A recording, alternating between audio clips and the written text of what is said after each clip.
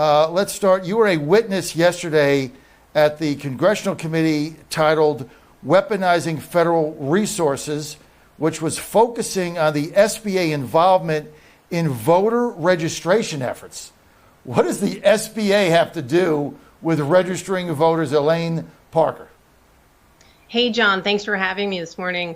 Yesterday, I testified before the Full House Small Business Committee because the SBA and the Michigan Department of State have signed an MOU to do voter registration, both in-person voter registration as well as an online URL on the website that they drive people who go to the website to register.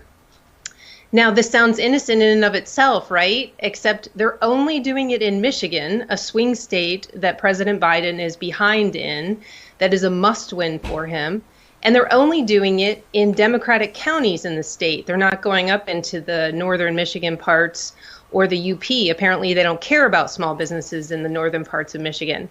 And so my role was to talk about small businesses and the types of threats that they're facing from the regulatory onslaught to the credit crunch, to inflation, all the things that the SBA should be defending and supporting small businesses, and they're not doing because they're using resources to go into a swing state and be an arm of the Biden administration reelection campaign. I mean, when you really think about this, the Small Business Administration, and the purpose of that is basically to promote small business to they have a lot of directors that go around the nation. They have certain states. They kind of give a report back to the SBA administrators about the state of small business.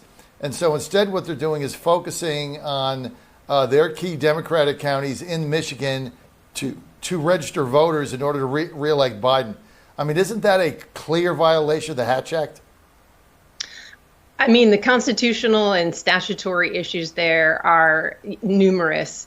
As much as they try to, with a straight face in that hearing, try to say there's nothing to see here, absolutely nothing to see here. Why wouldn't we want to register more people to participate in the democratic process? And the follow-up question is, why would you only do it in one swing state, in one part of the state where there's Democratic, heavily Democratic voters? The reason for that is because they are trying to tip the scales.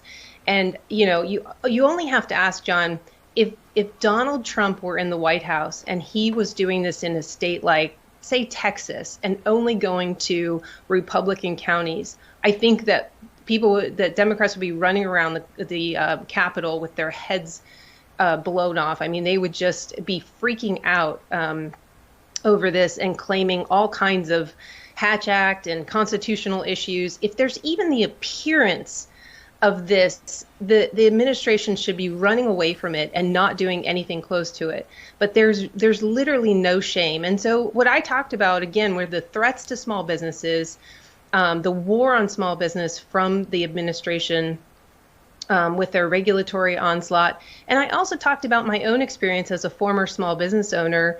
In the early 2000s, I was a co-owner of a Goodyear tire dealership, and we went through some very serious hurricanes. We also were on the kind of the tip of the spear of the housing bubble as it started to burst, and our business was suffering as a result. And I talked about how the SBA came in and supported small businesses like mine with SBA loans and helping us get back on our feet after such devastating consequences of hurricanes and the economy.